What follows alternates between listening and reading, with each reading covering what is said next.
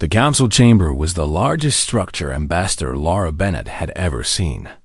It stretched upward into darkness, with floating platforms holding representatives from over 200 species.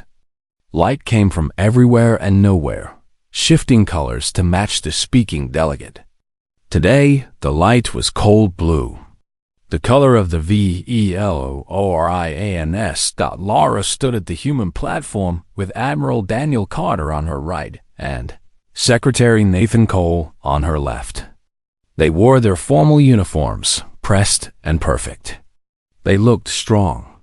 But Lavra knew the truth. Humanity was alone here, surrounded by species who saw them as children playing at civilization. The Valorian ambassador floated forward on his gravity platform. His name was Counselor Draven, and his species looked like tall, thin creatures with gray skin and 4 arms. Their eyes were completely black, showing no emotion. When Draven spoke, his voice echoed through translation devices that made every word clear. "The Covenant of Shared Stars represents a new era," Draven announced. "The conflict between our peoples has ended. Humanity will take its place among the lesser members of this council, and peace will continue." Lavra felt Admiral Carter tense beside her. Lesser members. The insult was casual, almost lazy, as if humanity was barely worth mentioning. The war had lasted only 8 months. Human colony ships had wandered into space the Valorians claimed as their own. The Valorians had responded by destroying 3 civilian vessels without warning. Over 4,000 humans died in a single day. Earth had fought back with everything they had, and to the surprise of the entire galaxy, they had not lost. The war ended in a stalemate, with both sides exhausted. Now came the treaty. The Covenant of Shared Stars. Lavra had read every word of it, and what she found made her sick. "Before we sign," Lavra said, her voice cutting through the chamber, "I must raise concerns about several provisions." The light shifted slightly, focusing on her. She felt the attention of 200 species pressing down. Most of them had never heard a human speak in this chamber. "Continue," said the High Arbiter, a massive creature that looked like a floating jellyfish made of light. It was the oldest member of the council and served as the neutral voice in all disputes. Lavra activated her display, projecting the treaty text for all to see. Article 7 grants the Valorian Dominion inspection rights over human vessels in 3 border systems. Article 12 allows Valorian military forces to enter human colony space for security purposes. Article 19 restricts human military development to current levels for the next 50 cycles. She paused, looking directly at Counselor Draven. These provisions do not describe peace. They describe occupation. Murmurs rippled through the chamber. Several species shifted on their platforms, uncomfortable with the young human's boldness. Draven's 4 arms spread wide in a gesture of false patience. The human ambassador misunderstands. These provisions exist to protect both our peoples. Humanity is new to space travel.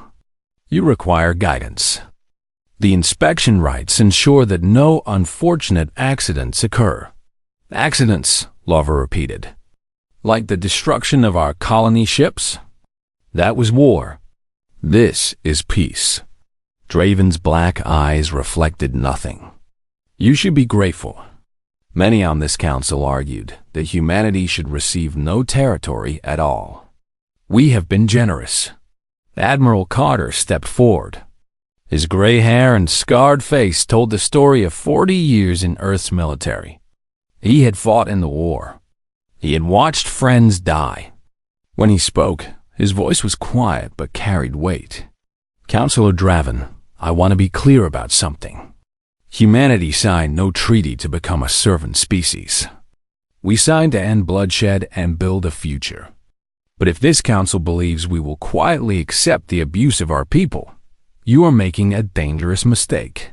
The chamber went silent. The High Arbiter pulsed with concerned colors. Draven laughed. It was a strange sound, like metal scraping against glass. Threats, Admiral? How very human. Your species has existed in space for less than a century. You have 12 colony worlds. We have 900.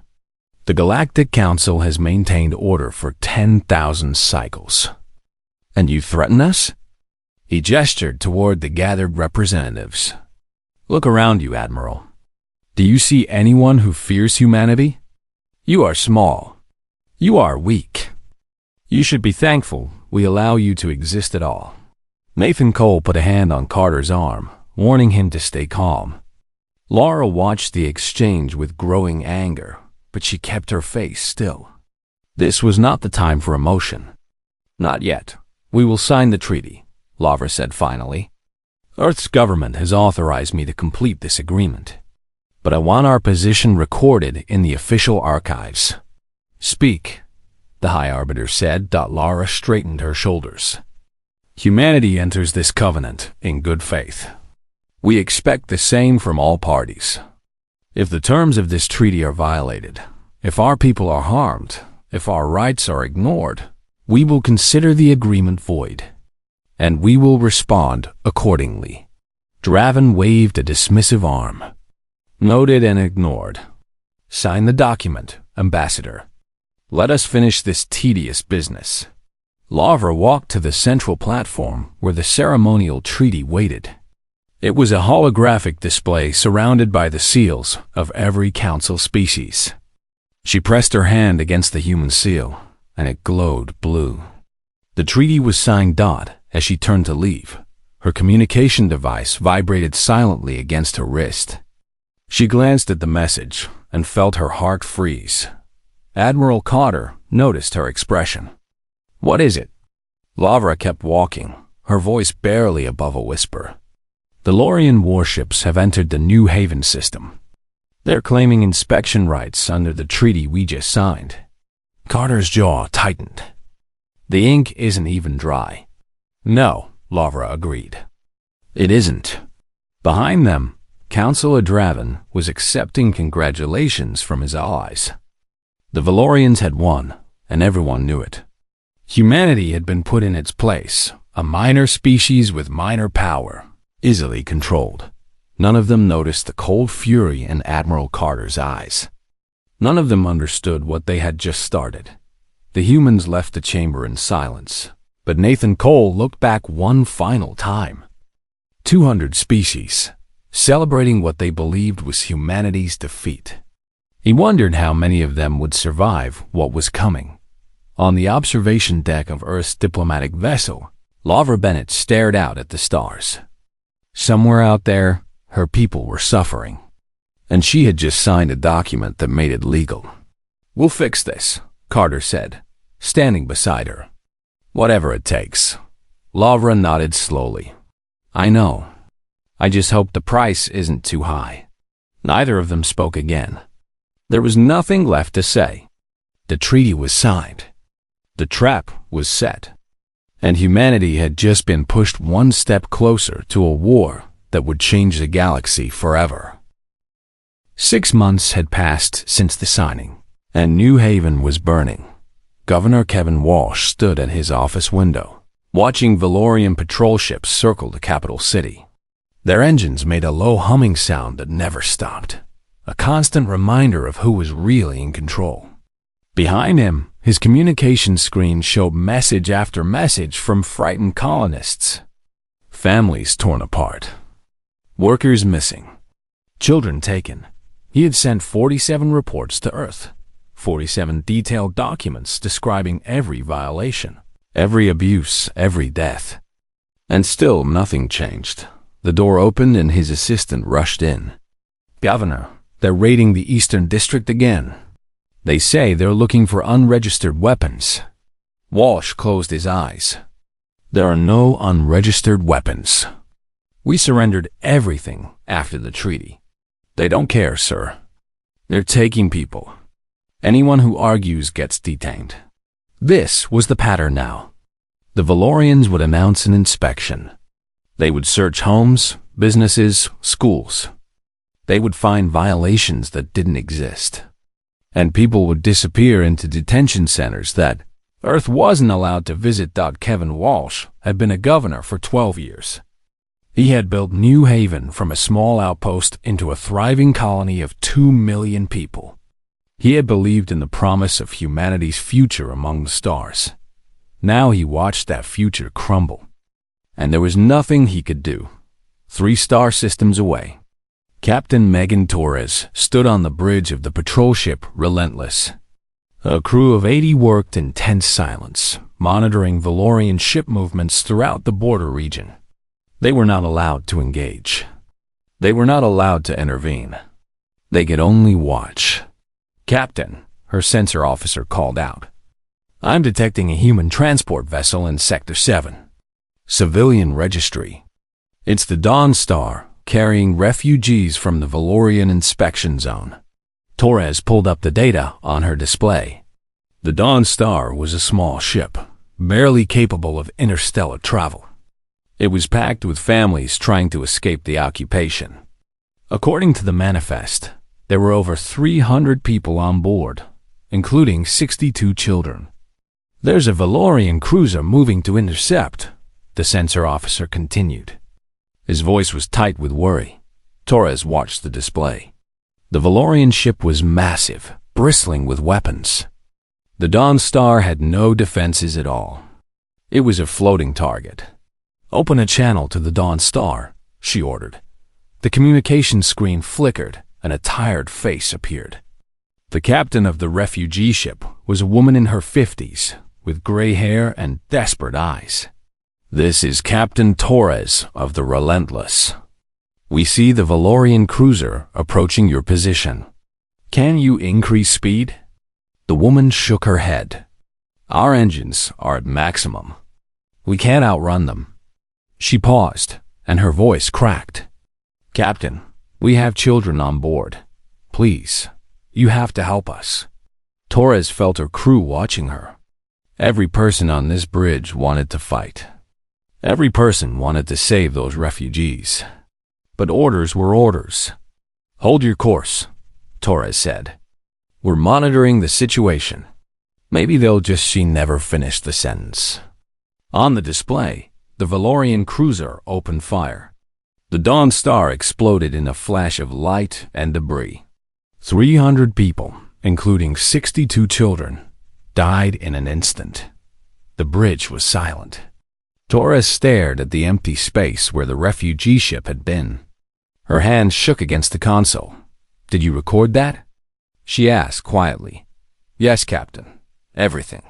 Torres turned away from the display. Her face showed nothing, but inside, something had broken. Something that would never heal. On Earth, General Scott Palmer stood before the Unified Government Council. The room was filled with the most powerful leaders in human civilization, and all of them looked exhausted. The reports from the colonies had been coming for months. Each one was worse than the last. "The situation is no longer sustainable," Palmer said, his voice hard. "We have documented over 800 violations of the treaty. 12,000 human citizens have died. 40,000 are being held in detention centers. The Valorians are not conducting inspections. They are conducting an occupation." Ambassador Laura Bennett sat at the table, her face pale. "I presented this evidence to the Galactic Council 3 days ago. They voted to take no action. The Valorians have too many trade agreements with too many species. No one wants to upset the balance. So we're alone," said the council chairman. "We've always been alone," Admiral Carter replied. He stood in the corner, arms crossed, watching the debate. "The council never intended to treat us fairly. The treaty was designed to control us. And now the Valorians are testing how far they can push before we push back. If we push back, they'll brand us as aggressors," another council member argued. "We'll lose any chance of future diplomatic relations." "We have no diplomatic relations," Lavra said sharply. "We have a piece of paper that lets them murder our people legally. That's not diplomacy. That's surrender." The room fell silent. Everyone knew she was right. Everyone knew what was coming. General Palmer activated his display, showing a detailed military assessment.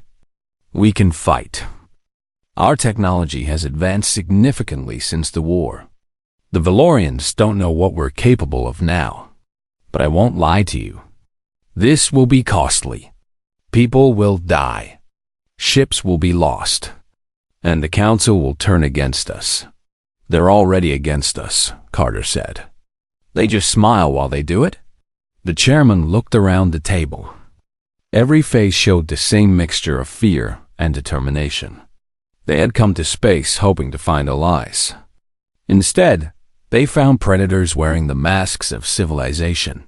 We need to give them one more chance, the chairman said finally. Ambassador Bennett, return to the council. Make it absolutely clear what happens if they don't act. Laura nodded slowly. And if they ignore us again? The chairman was quiet for a long moment. When he spoke, his voice was heavy with the weight of what he was authorizing. Then God helped them all. 2 days later, Laura Bennett stood once again before the Galactic Council. She presented the evidence of Valorian atrocities. She showed recordings of the Dawn Star's destruction. She played audio of children crying for their parents in detention centers. Councilor Draven called it propaganda. The council called it unfortunate, but within treaty parameters. Laura looked at the assembled representatives one final time.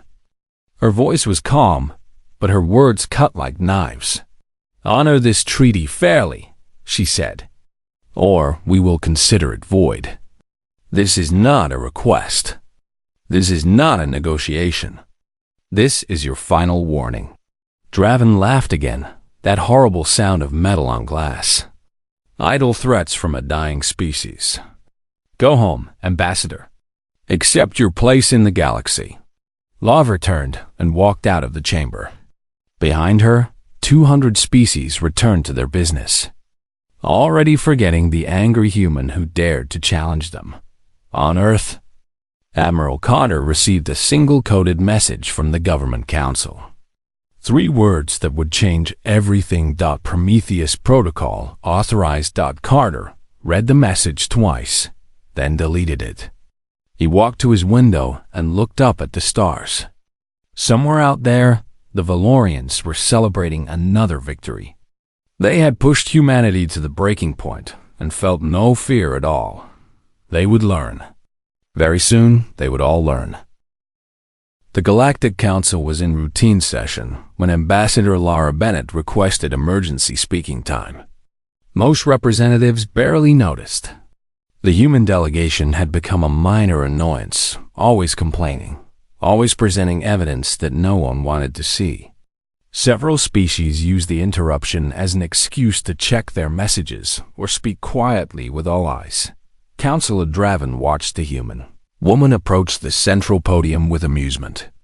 She walked slowly, carrying something in her hands. It looked like a bundle of papers, which was strange. No one used physical documents anymore. Everything was digital, stored in quantum databases that lasted forever. The High Arbiter pulsed with soft colors. The Council recognizes Ambassador Laura Bennett of Earth. You may speak. Laura placed the papers on the podium and looked out at the assembled representatives. The chamber was enormous, filled with creatures of every shape and size. Some floated in liquid tanks. Others perched on gravity platforms. A few existed only as projected holograms from distant star systems. All of them had one thing in common. None of them cared about humanity. Thank you, High Arbiter, Laura said. Her voice was steady, almost peaceful. I come before this council one final time. A few representatives actually looked up from their distractions. Something in her tone was different today. 6 months ago, humanity signed the Covenant of Shared Stars. We signed in good faith, believing that this council represented justice and civilization. We were wrong. Draven's forearms twitched with irritation. We have heard this speech before, Ambassador. The council has already ruled on your complaints. Do you have anything new to say, or are you simply wasting our time again? Lavra smiled. It was not a friendly smile. I have something very new to say, Counselor. Please be patient. You'll want to hear this. She touched her display, and holographic text appeared throughout the chamber. Line after line of data, filling the space with evidence. Since the signing of the treaty, we have documented 847 separate violations by the Valorian Dominion. These violations include unauthorized military actions in human space, seizure of civilian property, forced labor of human citizens, and the deliberate destruction of unarmed vessels. The data scrolled past showing dates, locations, and names. So many names. 12,000 humans have died as a direct result of these violations. 40,000 more are currently held in detention centers, where they are subjected to conditions that violate every principle this council claims to uphold. Lavra paused, letting the numbers sink in. A few representatives shifted uncomfortably. Most simply waited for her to finish. 3 weeks ago, I presented this evidence to the council. I asked for intervention. I asked for justice. The council voted to take no action. She looked directly at Draven. The Valorian ambassador called our concerns propaganda. He called our evidence lies. He told us to accept our place in the galaxy. Draven spread his arms wide. And I stand by those words. Humanity is a young species prone to emotional outbursts. These alleged violations are exaggerations at best, fabrications at worst. The council has spoken. This matter is closed. No, Lavra said quietly. It isn't. She reached into her formal jacket and pulled out a knife. It was small, beautifully crafted, with a handle made of crystal and a blade that caught the light. Several security officers around the chamber tensed, but Lavra made no threatening moves. She simply held the knife up for all to see. This blade was given to me by the council when humanity was accepted as a member species. A symbol of trust, I was told. A promise of protection and fair treatment. She looked at the knife for a long moment, then set it on the podium beside the stack of papers. I should have known then that the promise was empty. Lavra picked up the papers. They rustled in the silence of the chamber, a strange, ancient sound that most species had never heard. Physical documents. Real paper, printed with real ink. This is the Covenant of Shared Stars, she announced. The treaty that was supposed to bring peace between humanity and the Valorian Dominion. The treaty that this council guaranteed would be honored by all parties. She held the document at arm's length, making sure every representative could see it clearly. It is worthless. In one smooth motion, Lavra picked up the knife and cut the treaty in half. The papers fell apart, drifting down to the podium in torn pieces. The sound seemed to echo through the chamber, though that was impossible. It was just paper. Just a symbol, but symbols had power. The chamber exploded with noise. Representatives shouted in a dozen languages. Security officers moved forward, uncertain what to do. The High Arbiter flashed with alarmed colors, trying to restore order. Draven rose from his platform, his black eyes somehow showing fury despite their emptiness. What is the meaning of this outrage? You dare to desecrate a council treaty? Laura's voice cut through the chaos like a blade. Humanity withdraws from the Covenant of Shared Stars. The chamber went silent. Even Draven stopped mid-sentence, his forearms frozen in shock. We withdraw our membership from the Galactic Council, Lavra continued. And effective immediately, humanity formally declares a state of war against the Valorian Dominion. For a moment, no one moved. No one breathed. Then Draven began to laugh. It started as a chuckle and grew into that horrible metallic sound that Lara had come to hate. War? He said. You declare war against us? With what fleet? With what weapons? Humanity has 12 colony worlds. We have 900. Your military is restricted by the very treaty you just destroyed. You have nothing." Other representatives joined his laughter. The tension broke as species after species dismissed the human threat. It was absurd. It was suicide. It was the desperate act of a doomed civilization. Laura gathered the torn pieces of the treaty and placed them in a small bag. She would keep them as a reminder. "You believed we were bluffing," she said, her voice carrying clearly despite the noise. "When we warned you about the consequences of violating the treaty, you laughed. When we showed you evidence of atrocities, you ignored us. When we asked for justice, you gave us contempt."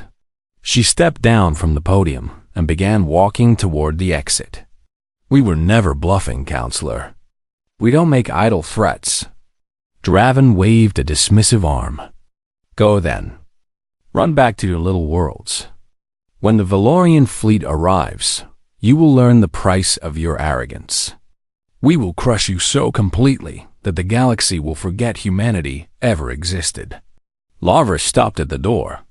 She turned back one final time, and her expression made several nearby representatives flinch. "The Valorian fleet," she said softly, "should check their sensors." Then she was gone. Draven laughed again and turned to accept congratulations from his allies. The humans had finally lost their minds. The war would be over in days. Perhaps they would keep a few humans alive as servants or curiosities. A reminder of what happened to species that challenged their betters. His communication device buzzed. Then buzzed again. Then began buzzing, continuously. Draven looked at the screen and felt something he had never experienced before. Fear. Across Valorian-controlled space, sensors were detecting massive energy signatures. Hyperspace portals were opening by the dozens. Ships were emerging, human ships, in numbers that shouldn't exist. They were everywhere. The human fleet hadn't been preparing for war. They had been positioning for war. For weeks. Maybe months. While the council laughed at Laura Bennett's warnings, humanity had been moving chess pieces across the galaxy. And now the game was over. The High Arbiter's voice echoed through the chamber, trembling with shock. "All representatives, we are receiving reports of multiple military engagements throughout the border regions. The human fleet is attacking Valorian installations across 7 star systems simultaneously." Draven stared at his communication screen, watching reports flood in. Bases destroyed. Ships overwhelmed. Defense grids shattered. In the corridor outside the chamber, Ambassador Laura Bennett allowed herself a small smile. Behind her, she could hear the chaos beginning. 200 species realizing that they had made a terrible mistake. She touched her communication device. "Admiral Carter, you are cleared to proceed with all operations." Carter's voice came back, calm and professional. "Understood, Ambassador. Tell them we said hello." Laura ended the call and continued walking. There was nothing left to say to the council. Actions would speak louder than any words. Humanity had been pushed to the breaking point. Now the galaxy would learn what happened when humans pushed back. The bridge of the flagship Ironclad was a symphony of controlled chaos. Officers shouted coordinates. Tactical displays flickered with enemy positions. The deep hum of charging weapons vibrated through the deck plates. Admiral Daniel Carter stood at the center of it all, watching the battle unfold across 7 star systems.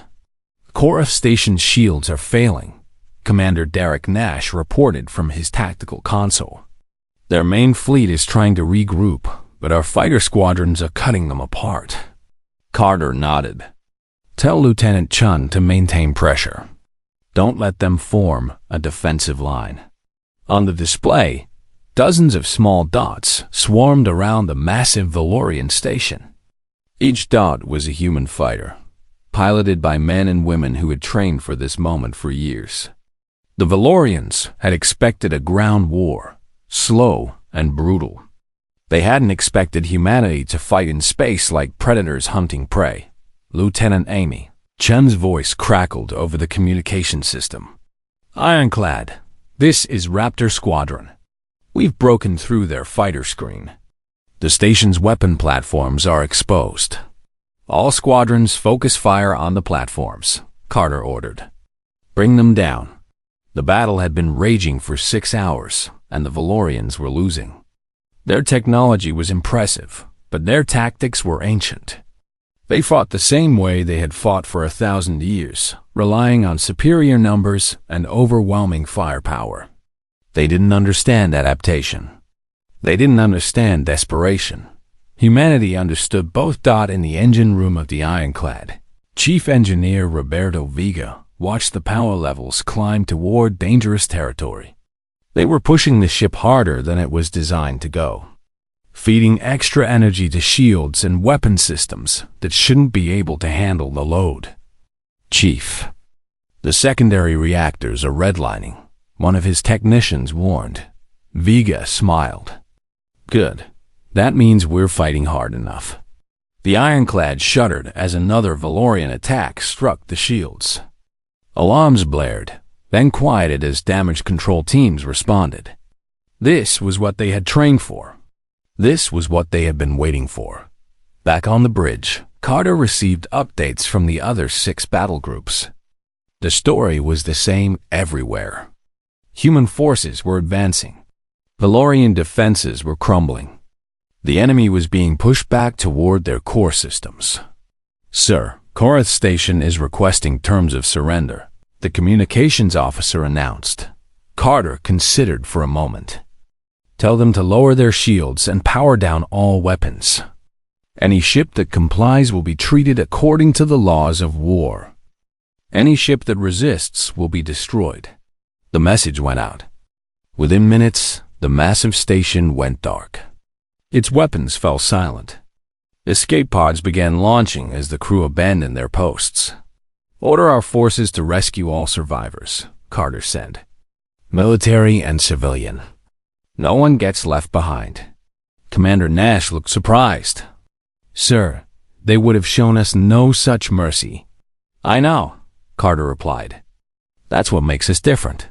3 star systems away, Captain Megan Torres led the liberation of New Haven.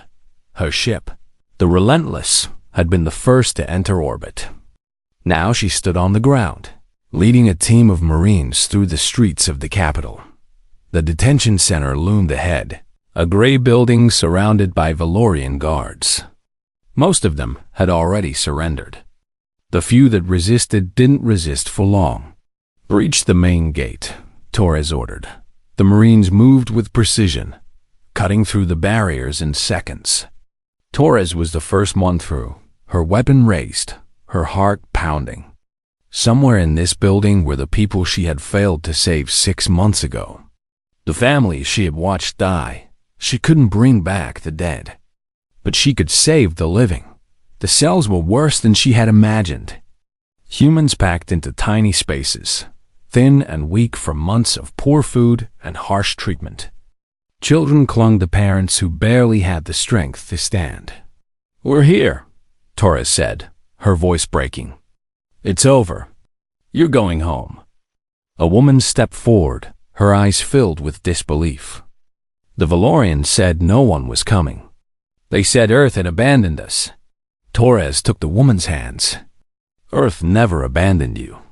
We just needed time to get ready. The evacuation began. Ship after ship descended on New Haven, carrying supplies, medical teams, and soldiers to secure the colony. For the first time in 6 months, human children played in the streets without fear. Governor Kevin Walsh watched from his office window, tears streaming down his face. The Valorian ships were gone, replaced by the beautiful sight of Earth's fleet filling the sky. Across the border regions, the pattern repeated. Detention centers opened. Families reunited. Human colonies raised their flags once more. The occupation was ending, one system at a time. But the war was not over. High Marshal Varathos of the Valorian Dominion stood aboard his command ship, watching the reports of destruction with growing rage. 74 bases lost. 40 ships destroyed. The humans were advancing faster than any enemy in Valorian history. How is this possible? He demanded. Their technology was supposed to be primitive. His tactical officer hesitated. Marshal, it appears the humans have developed weapons we have never seen before. Their ships can jump in and out of hyperspace in seconds, appearing behind our defensive lines. Their electronic warfare systems are blinding our sensors. Their fighters operate with coordination that our targeting computers cannot predict. Varethos slammed his fist against his console. They were supposed to be weak. The Council assured us they were no threat. The Council was wrong, Marshal. For a moment, Varethos said nothing. He stared at the star map showing the advancing human fleet. They were moving toward Valorian core territory, toward the homeworld itself. If they reached it, the war would be lost. Recall all reserve forces, he ordered. Draw them into the Verith corridor. It is the only route to our homeworld. We will make our stand there. The tactical officer nodded. A trap, Marshal? The humans have won every open battle. Now we will see how they fight when the enemy chooses the ground. Aboard the Ironclad, Commander Nash studied the enemy movements. His face was troubled as he presented his analysis to Admiral Carter. They're pulling back, sir. All remaining Valorian forces are converging on the Verith corridor. It's a narrow passage through an asteroid field, heavily fortified. If we follow the men, we'll be fighting uphill against prepared defenses. Carter looked at the star map. The corridor was indeed a natural choke point, perfect for defense. Beyond it lay the Valorian homeworld and the heart of their civilization. What are our losses? Carter asked. Minimal, sir. We've lost 18 ships across all 7 battle groups. Enemy losses are over 200. Nash paused. We're winning, decisively. Carter nodded slowly. The path to total victory was clear. Push through the corridor, smash the remaining Valorian fleet, and force an unconditional surrender. It was what any military commander would do. But Daniel Carter was not just any commander. How many people live on the Valorian homeworld? He asked. Nash checked his data.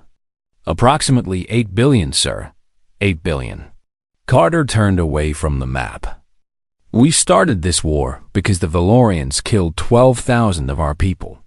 Because they held 40,000 as prisoners. Because they treated us as less than living beings. Yes, sir. If we push to their homeworld, if we force them into a final stand, how many will die? On both sides? Nash calculated quickly. Millions, sir? Possibly tens of millions. Carter was quiet for a long moment. When he spoke again, his voice was soft but firm. Send a message to Earth. Tell them we're stopping our advance at the edge of the Verith corridor. We will not pursue the enemy to their homeworld. Nash stared at him. Sir, we have them beaten. This is our chance to end the Valorian threat forever. We came to rescue our people and stop the occupation. We've done that. We came to show the galaxy that humanity will not be abused. We've done that too. Carter met his officer's eyes. We did not come to commit genocide. He turned back to the star map, looking at the trapped Valorian fleet. Send the message to High Marshal Varethos. Tell him humanity is prepared to negotiate. The killing stops now. The bridge was silent.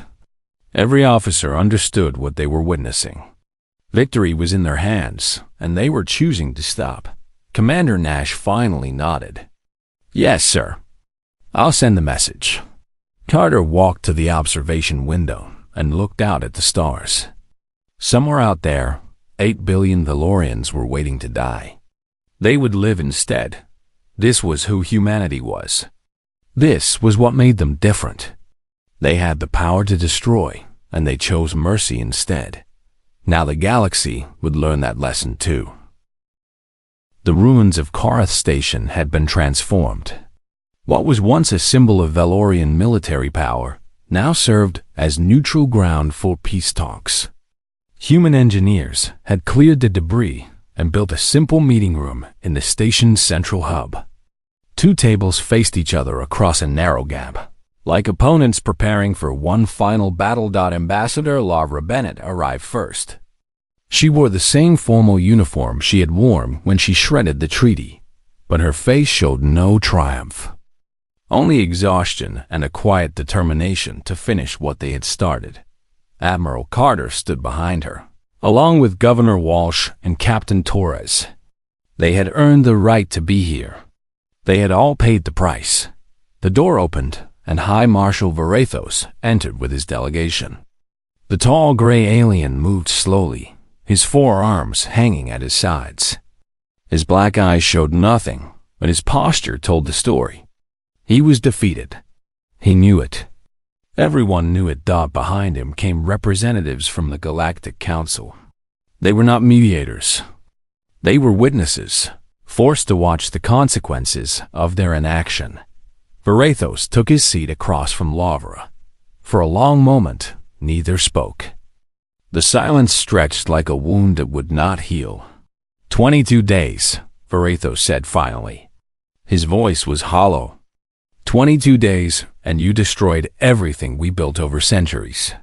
Our fleet, our bases, our reputation. He leaned forward. Why did you stop? You could have taken our homeworld. You could have ended us. Laura's answer was simple. Because we're not you. Varathos made a sound that might have been a laugh. Such arrogance. You believe you are better than us? I believe we are different from you. Lavra opened her datapad. 6 months ago, your people began abusing mine. You killed civilians. You separated families. You took children from their parents and called it cultural exchange.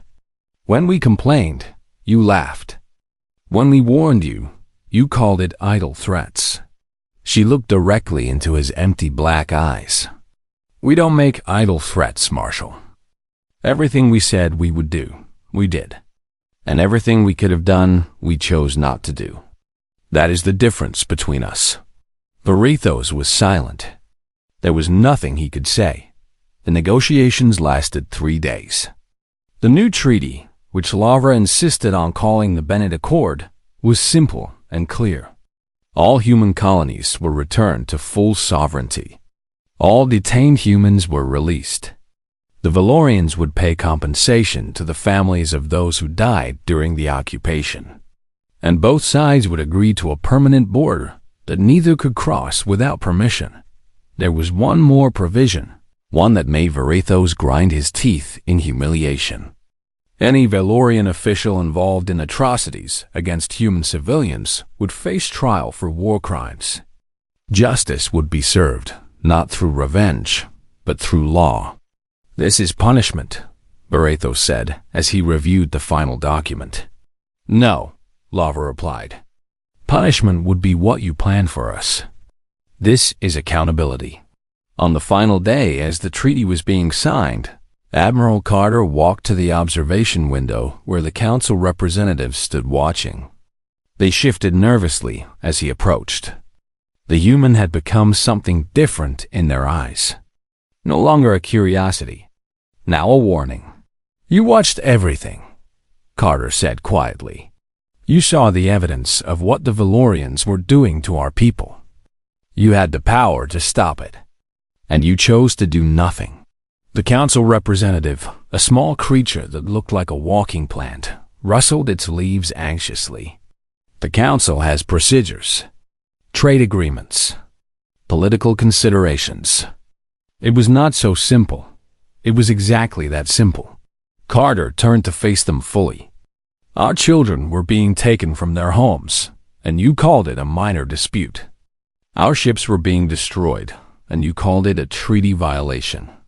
Our people were dying, and you called it unfortunate. He let the words hang in the air. Humanity came to this council seeking allies. We found indifference. We found contempt. We found species that would watch innocents suffer because helping them was inconvenient. The representative tried to speak, but Carter continued, "We will not seek revenge against the Council. We are not your enemies. But we will never forget how you stood aside while we bled. And we will never again trust our survival to anyone but ourselves." He walked away, leaving the council members to contemplate what they had lost. Humanity had wanted to be part of their civilization. Now humanity would build its own dot in the weeks that followed. Something unexpected happened.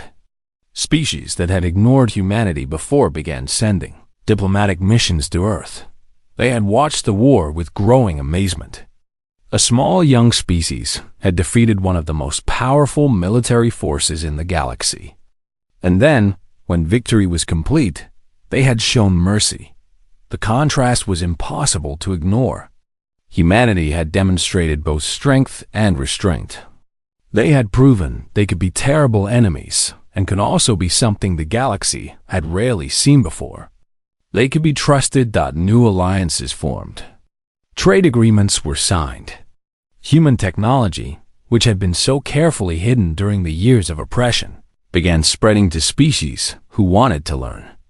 The Galactic Council's influence started to fade as more and more civilizations looked to Earth for leadership. On New Haven, Governor Walsh stood at the dedication ceremony for the new memorial. The wall stretched for hundreds of meters, covered with names. Everyone who had died during the occupation was remembered here. Soldiers and civilians, adults and children. Each name was carved in stone, permanent and unforgiving. Captain Torres stood beside him, along with thousands of colonists who had survived the nightmare. Many of them were crying. Some were holding each other. A few stood alone, staring at specific names that meant everything to them. At the base of the wall, workers finished carving the final inscription. Walsh read it aloud, his voice breaking with emotion. They believed we would do nothing. They were wrong. The crowd stood in silence. No one needed to explain what the words meant. They had lived through the proof. Back on Earth, Ambassador Laura Bennett faced a crowd of reporters. They shouted questions about the war, about the treaty, about what came next. She waited until they quieted, then spoke.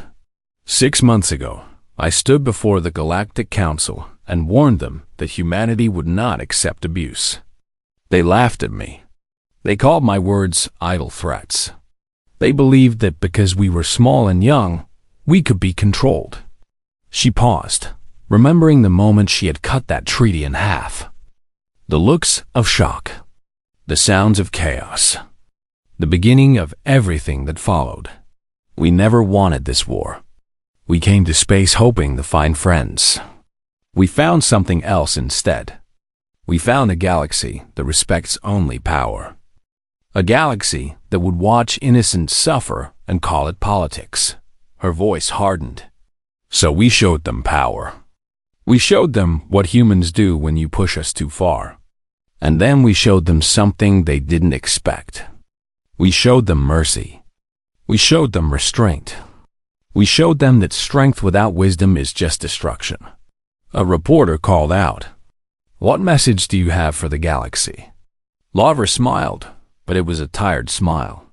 A smile that had seen too much. We don't make idle threats. And we never forget our own. She walked away from the cameras, away from the questions, away from the endless demands of diplomacy. The war was over. The treaty was signed. Humanity had survived. In orbit above Earth, the ships of the fleet maintained their positions. They were not there to intimidate. They were not there to threaten. They were there to remind the galaxy of a simple truth. Humanity had been underestimated once. It would never be underestimated again. On the memorial wall at New Haven, the names of the fallen caught the light of the setting sun.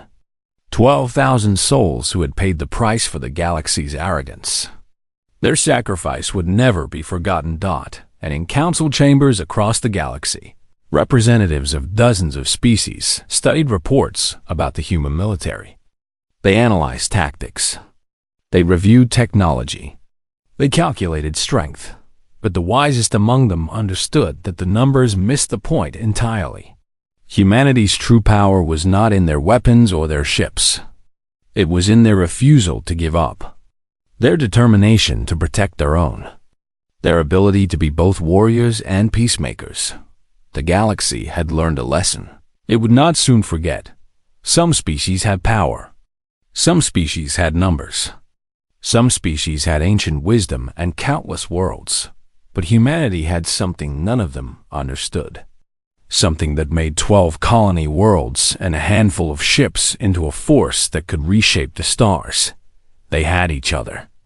And for humans, that was always enough.